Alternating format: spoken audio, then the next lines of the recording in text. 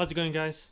So today we're going to do a quick dismantling or breakdown of the Tannoy SFX active powered subwoofer home theater. SFX 5.1 is this particular model, and just to give a good idea of what the bracing in that is like inside the box, the type of driver that you actually get. This is an 8-inch polymerdrome foam surround driver, fairly decent, but for some reason these Tannoy subwoofers, and particularly these plate amplifiers for the subwoofers, tend to get fairly regular faults. I'm not quite sure why exactly. Maybe the transistors inside it are just of low quality, the capacitors burn out very easily. I don't know, but anyway, this one's developed a slight fault, so we're going to open it up, have a quick look, and give you a quick rundown as to what's inside the box itself. In the teardown itself, the feet are fairly easily, they just screw off. So that's easily removable, and you can reuse these. Fairly decent feet. In fact, these remind me very much of the cone feet you find on the Polk Audio RTI range or the RTI-A range. You can probably use them in those, but anyway, I'll save you the hassle of having to watch me unscrew each of these. We'll pause the video, get back to it once the plate amp is removed, and you can have a look on the inside. Okay, so having removed the screws, just remember to remove the screws only on the edge. Don't remove the center screws, because these likely hold the power unit, the transformer within the unit, and also the mounting for the silicone board within the amp itself. So usually it's really just the surround screws that you remove from the side, and usually what they tend to do is either this fits very snugly in the routed depression within the wood that the amp fits into, or they put a bit of glue in it, so you might need a sharp knife or something to be able to pry it open. Just bear in mind, this subwoofer hasn't been powered on, so be very careful when handling electric and electronic circuits that have just been recently powered, because the capacitors within it still hold a lot of charge and you can still electrocute yourself. So let's hope I can try and peel this over, and you can have a look on the inside. So having tried to pry this off with something sharp, there's not a lot of space between the amp itself and the board. I don't really want to damage the box, because I'm hoping to try and recycle this so someone else can make use of the box itself and replace one of their units that's not in great condition. So what I'm going to do instead is unscrew the subwoofer, and then hopefully have some leverage to be able to push the plate amp out from the back. So let's get to unscrewing the subwoofer itself.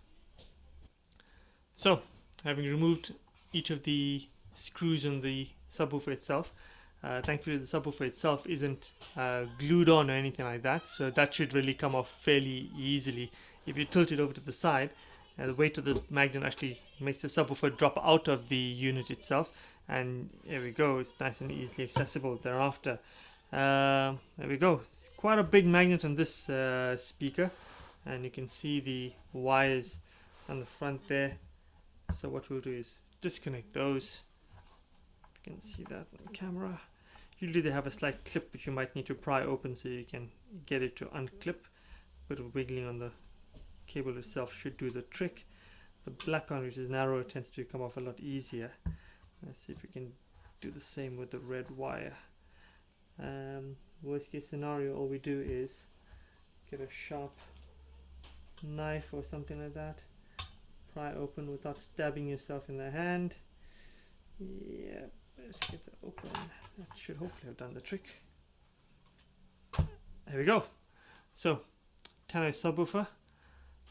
That's the driver unit itself, and I must say that's a big magnet. For those of you who want to know the part number, let's make sure that shows up nice and clearly on the camera. And we've got the part number for the Tannoy subwoofer. I'm not quite sure what this is rated at. It's meant to be a 100-watt subwoofer. I'm sure the driver can handle that.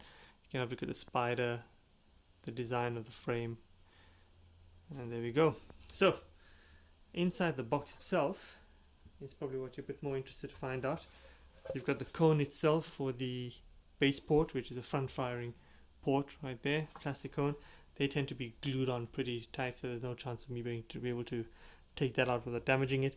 It's got some dampening material, a one-piece foam that goes all the way down, under and up again, and more importantly, the bracing in the box looks like that. I can see that from that angle a bit better. So you've got a board there, you've got the amp itself, and yeah, the power circuitry on the inside. Hopefully that shows up well enough. Let's get the amp out by pushing it out. Some give there. Okay, I think I managed to get that loose. And these tend to fit fairly snug, so just be careful when you're taking it out, take care not to damage any of the components within it by levering it. And there we have the amp.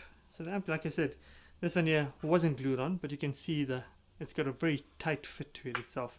And that's a routed edge with a countersunk piece of countersunk sort of a gap filled in on the board itself to make the amp sit flush. It's made of MDF, and yeah, there's not very much more to the box itself. It's got some corner bracings, if you can see right down there, just to help stiffen the box, and one piece of board in the middle to help brace it on the inside. Other than that, not much to the box itself, and it's covered in a vinyl veneer type of wrap. There you go, Tannoy.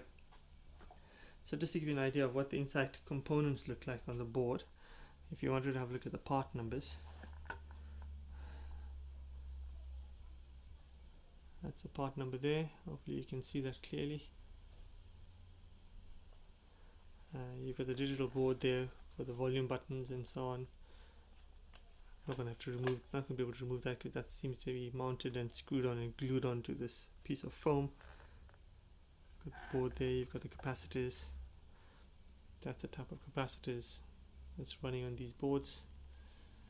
And yeah, not much more to it really.